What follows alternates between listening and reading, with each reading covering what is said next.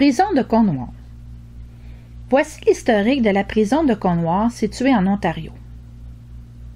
Le premier édifice fut construit en 1802. Durant la guerre de 1812, la cour fut donnée pour servir de baraquement.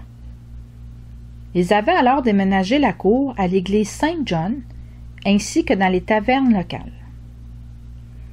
En 1826, l'édifice brûla complètement et une maison fut louée sur la Faux Street pour servir de prison. Les plans pour la nouvelle cour et prison débutèrent lorsque le principal bloc cellulaire fut complété durant l'été de 1833, pour une somme de 5 500 livres sterling. Alors la cour fut encore une fois déménagée dans un édifice au coin des rues Pitt et Second. Au cours des années, plusieurs changements et agrandissements ont été faits sur les édifices. Le petit édifice de pierre sur le côté ouest fut érigé en 1836 en guise de baraquement pour le 15e régiment qui ont été appelés pour maintenir la paix durant la construction du canal de Cornwall. En 1858-59, un ajout a été fait sur le côté ouest pour servir de résidence pour les gardes alors que les cellules furent reconfigurées pour fournir des quartiers séparés pour les hommes et les femmes. En 1868-69, une réorganisation interne des 2 étages fut complétée, en particulier la prison, et des latrines extérieures furent également construites. En 1885, l'édifice a été élargi pour contenir un annexe de bureau de comté. En 1958-59, la section du mur de la prison du côté de la rue Pitt fut remplacée par un immeuble à bureaux. Finalement, en 1970, à la suite du transfert de la prison à la gestion du gouvernement provincial, l'intérieur de la prison est de nouveau réorganisé et la résidence de l'ex-geôlier fut affectée à un usage de bureau. Ce bureau sert également de guide touristique. Cette prison a opéré pendant presque 2 siècles avant sa fermeture en 2002, en faveur d'un nouveau centre pénitentiaire à Ottawa. Présentement, il est encore possible de la visiter et tout est resté intact depuis la libération des derniers détenus. Par faute d'installation à cette époque, il est important de savoir qu'au tout début, la prison logeait criminels, meurtriers, malades mentaux, orphelins, hommes, femmes et enfants. Cette population cohabitait tous ensemble, ce qui a causé beaucoup de problèmes. Cette prison était conçue pour accueillir 50 prisonniers, mais dans les faits, ils étaient plus de 100. Les conditions de vie dans la prison étaient moins favorables et la plupart des détenus sont tombés malades et sont morts bien avant leur terme. Des détenus étaient choisis pour enterrer les corps dans la cour de la prison sans cérémonie. Les tombes n'ont jamais été marquées. On ne sait pas exactement combien de corps ont été enterrés dans des tombes anonymes. Lorsque les rénovations ont été effectuées plusieurs années plus tard, 10 corps ont été retrouvés et retirés et réenterrés de façon plus décente. Le donjon secret est une section qui n'est pas mentionnée très souvent et à accès interdit, est le donjon sous la prison. Il n'y a pas beaucoup d'informations sur le donjon, mais on pense que les prisonniers qui étaient particulièrement bruyants ont été gardés là comme une punition. Cette section a été découverte dans les années 1960 suite aux rénovations. Plus précisément, il s'agit de 3 cellules posées à plat dans le sous-sol, comme des cercueils, et servaient de zone d'attente sous forme de punition. Les exécutions par pendaison et les suicides. 5 détenus ont été pendus sur la potence dans la cour de la prison. Il s'agit de Clark Brown, James Lavigne, John Ivan Wigrinock, Thomas Collison et Peter Balcombe. La dernière pendaison a eu lieu le 25 mai 1954. 4 autres ont été pendus à différents endroits aux alentours de la prison. Voici une brève description de chacun des 5 pendus. Brown Clark. Le 31 octobre 1879, à la prison de Cornwall, Clark Brown est exécuté pour l'assassinat perpétré le 2 septembre 1879 de son père Robert Brown et de sa sœur Ada Brown, alors âgée de 12 ans. Lydia Brown, sa femme, a été arrêtée le 16 décembre 1879 sous une accusation de complicité dans l'assassinat. Mais le procureur de la couronne, du comté de Cornwall, a décidé qu'il n'y avait pas suffisamment de preuves pour l'inculper et Mme Brown a été libérée. Le deuxième pendu fut James Laving. Le matin du 16 décembre 1892, à 7h45, James Laving, alias McMahon, 21 ans, a été exécuté à la potence à la prison de Cornwall pour l'assassinat du policier capitaine J.R. Darby le 5 septembre 1892. L'exécution a été vue que par la presse, la profession médicale et quelques citoyens privés, une cinquantaine environ.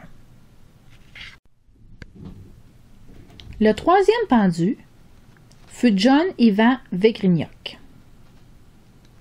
Le 29 mars 1919, celui-ci est pendu pour l'assassinat de Wogsy Bill Thomas Zeski.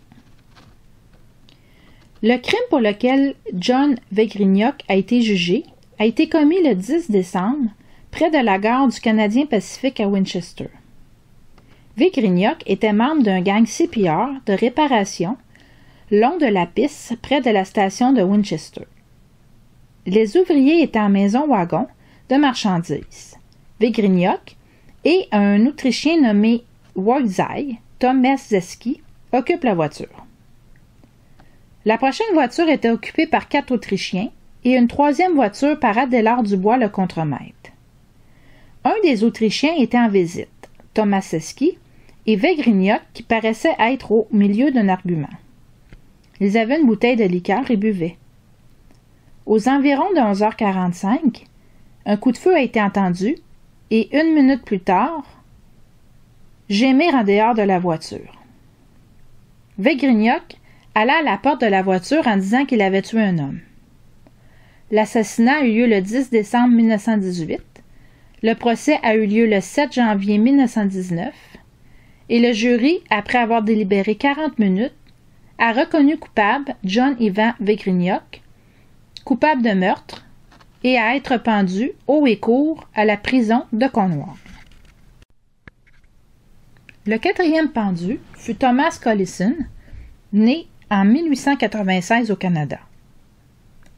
Le 29 mai 1925, Thomas Collison, 29 ans, de Brimstone, près de Morrisburg, a été pendu pour l'assassinat de Beatrice Thorpe, 18 ans, de Brimstone, le 22 novembre 1924. La punition pour son crime était une décision de justice par un jury qui l'a condamné à être pendu à Cornwall. Collison avait déjà purgé une peine pour une première tentative sur la vie de celle-ci. Il a été pendu peu avant 5 heures, en présence de pas plus de 2 douzaines d'observateurs, y compris les fonctionnaires, dont la plupart observaient des fenêtres de la salle de cour. Le 5e prisonnier pendu à la prison de Cornwall a été Peter Ernest Robin Balcombe, 24 ans, lieutenant de l'armée canadienne. Le 25 mai 1954, moins d'1 an après son arrestation pour l'assassinat de Marie-Anne Carrier, 21 ans, sergent de la CWAC, réserve de Valcartier, Québec. Après Balcombe a été reconnu coupable d'assassinat le 27 février 1954. Sa défense a déposé un recours auprès de la Cour suprême du Canada. Le 19 mai, l'appel a été rejeté. 6 jours plus tard, Balcombe a été pendu. Balcombe a été pendu à 1h12 et déclaré mort à 1h27 le 25 mai 1954. Son corps a été non réclamé par la famille, donc enterré dans une boîte de bois dans la cour, quand une partie de la cour a été transformée en un stationnement, Le corps, ainsi que plusieurs autres, ont été enlevés et réenterrés dans un cimetière local. Peter Balcombe était la dernière personne à être pendue à la prison de Cornwall. Pour les suicides, seuls 3 gardes étaient en service à cette prison, ce qui n'a pas favorisé d'éviter les suicides. 2 suicides officiels ont été rapportés dans les dernières années. Le premier suicide a eu lieu dans sa propre cellule, alors qu'un prisonnier a réussi à se pendre au barreau, malgré que toute ceinture et lacets furent confisqués aux prisonniers. Par la suite, la cellule a été équipée de plexiglas pour empêcher qu'un suicide ne se reproduise de cette façon. Le nom de ce prisonnier n'apparaît pas dans les archives. Le second suicide a eu lieu à l'étage dans la zone d'attente générale pendant la nuit. Le 19 janvier 1954, Henri Séguin, 27 ans, est mort dans sa cellule 45 minutes avant qu'il doive être pendu. Séguin a échappé à la potence. Il s'est suicidé en avalant une capsule de cyanure. Séguin avait été reconnu coupable de meurtre dans l'affaire Léonard Hurd pour quelques centaines de dollars. En conclusion, avec autant de morts en 175 ans d'histoire, maladies, suicides, pendaisons, à l'intérieur de ces murs, il est normal de se questionner au fait que cette bâtisse soit probablement hantée.